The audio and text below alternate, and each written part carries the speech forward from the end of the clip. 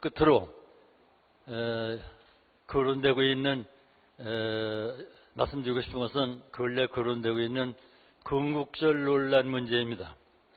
대한민국이 1948년 8월 15일 출범했다고 이날을 건국절로 하자는 일부의 주장입니다. 이는 역사를 외면한 처사뿐만 아니라 헌법에 위배되고 실증적 사실과도 부합되지 않고 역사 왜곡이고 역사의 단절을 초래할 뿐이라고 생각합니다.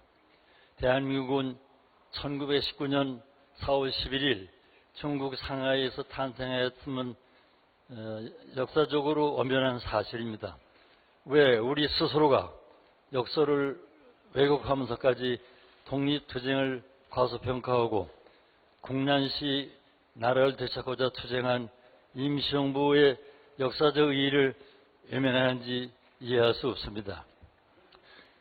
역사를 잊은 민족은 미래가 없다고 그랬습니다. 우리의 쓰라리고 아팠던 지난 역사에서 교훈을 얻어 오늘과 내일에 대비하고자 하는 마음으로 감히 여러분들께 말씀드렸습니다. 나라 안팎의 어려운 문제가로 바쁘신 대통령님께 여러분들에게 이런 말씀드린 것은 송구스럽습니다마는 대통령님께서 바쁘시더라도 기념일에서 조금이라도 관심을 좀 도시하시하는 충정으로 감히 말씀드렸습니다. 죄송합니다. 감사합니다. 네. 사드 배치에 대해 온갖 유언 비어가 난무하고 일부에서는 오히려 혼란을 부추기기도 합니다. 나라를 지키는 길에 하나가 될 수 있도록 독립유공자 여러분께서 앞장서 주실 것을 당부드립니다. 어이가 없네. 오늘은 제68주년 광복절이자 대한민국 정부 수립 65주년을 맞이하는 역사적인 날입니다. 오늘 제69주년 광복절과 대한민국 정부 수립 66주년을 맞이하여 오늘은 광복 70주년이자 건국 67주년을 맞는 역사적인 날입니다. 제헌헌법 전문에도 기미 3.1운동으로 대한민국을 건립했다는 것과 우리는 1948년 8월 15일 대한민국의 탄생을 전 세계에 알렸습니다. 제헌헌법 전문에도 기미 3.1운동으로 대한민국을 건립했다는 것과 대체 무엇이 그렇게 떳떳하지 못해서 지필진 명단조차 숨겨야 하는 것일까? 말씀을 왜 안 하십니까? 불합자들이 지금 반대를 하고 있는데 죽인 유지가 가능할까요? 이번에 개편 발행된 초등학교 역사 교과서를 살펴보니까 그간의 우려가 괜한 것이 아니라는 얘기가 나오고 있습니다. 2016년 현재 박근혜 정권 아래 만들어진 첫 국정교과서가 모습을 드러냈다. 중고교 국정교과서의 예고편이라 할 수 있는 초등학교 역사교과서. 일제강점기에 대한 분량이 대폭 줄어들었다. 당연히 독립운동사도 축소됐다. 일본군 위안부라는 명칭과 사진은 사라졌다. 친일파는 일부였고 일제를 보좌하는 정도였다고만 기술했다. 5.18 민주화운동에서 계엄령 선포는 언급하지 않았고 계엄군이란 표현도 삭제해버렸다. 그리고 기어코 교과서에 건국절을 박아넣었다. 오래전부터 수구 세력들은 1945년 8월 15일 광복절 대신 1948년 8월 15일 대한민국 정부 수립일을 건국절로 바꾸려는 시도를 벌여왔다. 이를 위해 임시정부와 대한민국 헌법을 부정하는 발언들도 서슴지 않았다. 그 대한민국의 공로자로서 김구 선생님을 거론하는 것은 옳지 않다. 우리가 독립을 해서 독립국가의 국민이 된 것은 1948년 8월 15일 이후부터입니다. 이들이 말하는 건국의 공로자는 이승만과 그와 손잡은 친일 세력들을 말한다. 결국 수구 세력들의 더러운 욕망이 미래 세대가 배울 교과서에 새겨진 것이다. 이뿐만이 아니었다. 초등학교 국정사회는 교과서가 아니라 박정희 위인전이었다. 5.16 쿠데타는 국민 생활의 안정과 공산주의 반대 때문이다. 10월 유신은 국가안보와 지속적인 경제 성장을 위해서였다.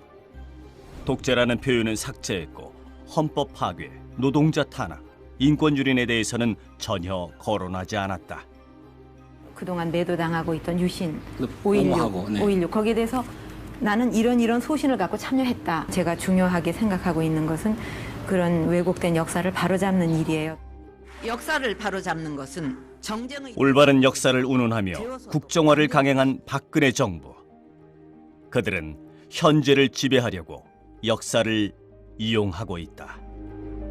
정치인들이 역사를 재단하려고 그러면 다 정치적인 의도와 목적을 갖고 하기 때문에 제대로 될 리도 없고 나중에 항상 문제가 될 거거든요. 그게.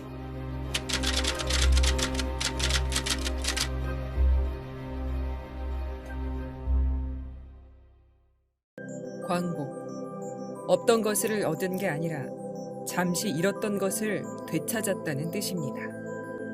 헌법은 정부가 3.1운동과 대한민국 임시정부의 법통을 이어가고 있다고 명시합니다. 1910년 강제 한일 합병 이후 1919년 임시정부가 조선의 국혼과 군맥을 이어 대한민국 정부가 이를 계승해 재건됐다는 역사적 사실을 강조한 겁니다. 건국절 제정 주장이 논란을 일으키는 이유입니다. 건국절은 2006년 동아일보 기고문을 통해 공론화됐습니다. 광복절을 건국절로 개칭하자는 내용의 법안이 2차례에 걸쳐 발의됐고 정부에서 건국절 제정 홍보 책자를 발행하는가 하면 보수단체도 건국절 제정을 줄기차게 주장했습니다. 이는 심각한 역사 왜곡을 부를 수 있다는 비판을 받았습니다. 건국절은 강제 한일 합병이 있었던 1910년 8월 29일부터 대한민국 정부가 수립된 1948년 8월 15일까지 38년이라는 세월을 공백기로 만듭니다. 대한민국을 100년도 안 된 신생 독립국으로 전락시키는 겁니다. 그러면 고조선부터 근대 조선까지 이어지는 한반도 역사는 사라지게 됩니다. 이는 한국 고대사를 지방정권에 편입시키려는 중국의 동북공정 시도에 힘을 실어주고 4,000년의 역사를 가진 당국 건국을 신화 또는 무당으로 격화시켜 한국사에서 단군조선을 잘라내려는 일본의 의도에도 부합합니다. 그렇다면 왜 보수 진영에서는 건국절 제정을 줄기차게 주장하는 것일까? 하나는 북한과의 단절이라는 평가입니다. 대한민국처럼 북한도 신생 독립국으로 인정해 분단 체제를 영구화할 수 있다는 겁니다. 둘째는 친일 행적을 역사에서 지울 수 있다는 분석입니다. 항일 독립운동의 역사가 부정되고 역사적 정당성을 갖지 못한 친일 세력들이 건국공신으로 인정받을 수 있기 때문입니다.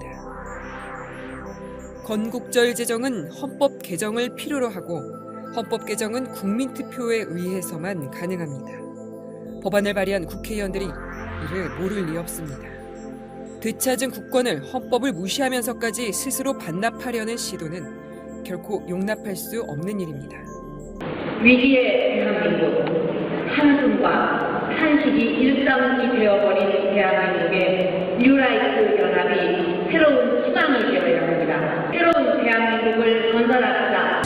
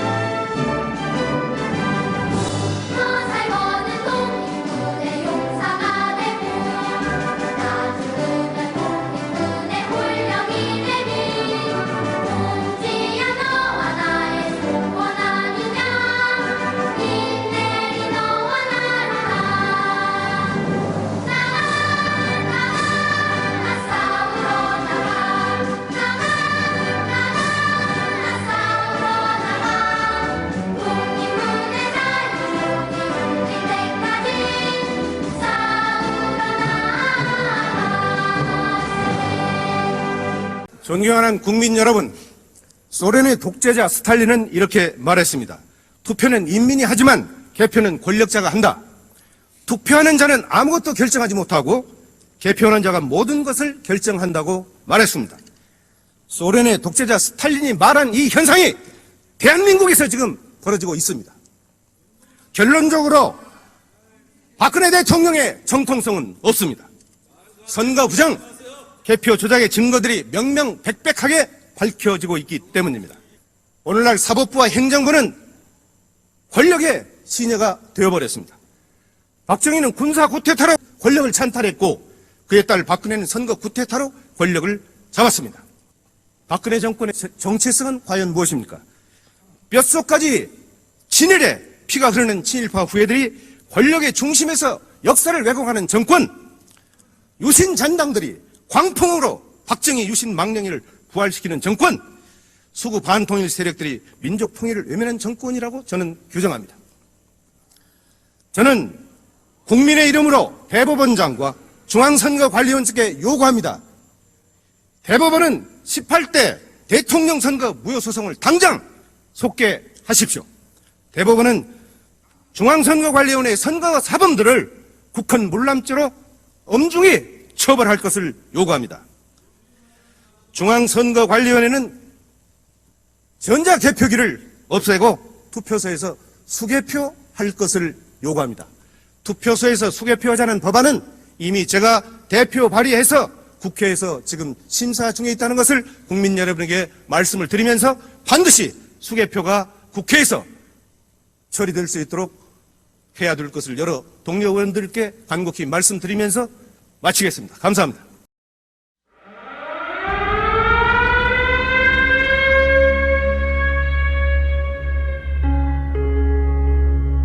김구, 김원봉 둘이 합작을 해서 경성에서 암살작전을 벌인다. 정독부에서 뽑은 최고의 친일파 강인국과 카와구치, 우리의 타켓트다. 전 어디로 갑니까? 경성. 잘됐네요. 꼭 한번 가보고 싶었는데. 나 뽑아주셔서 고맙수다래. 나는 하필이면 난지 모르겠네. 처녀주식이 없어서 그런가? 안호균, 속사포, 황덕상 같이 가서 약산 김원봉을 만나세요.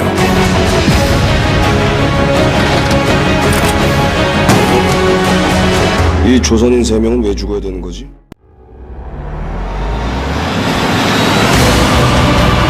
어떻게 저를 의심하실 수가 있습니까? 누가 보냈어? 우리 죽이라고.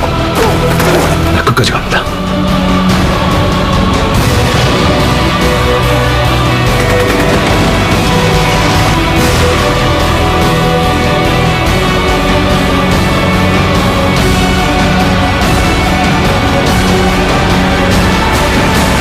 알려줘야지. 우린 계속 싸우고 있다고.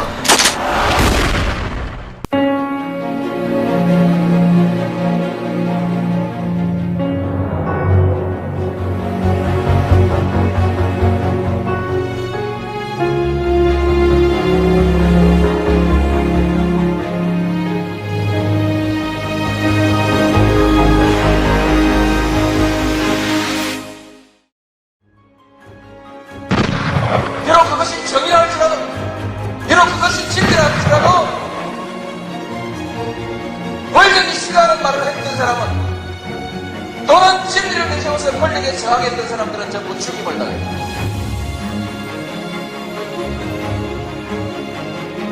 한국에서 부귀영화를 누리고자 하는 사람은 모두 권력에 줄을 서서 손바닥을 비비고 머리를 조아려야 했다.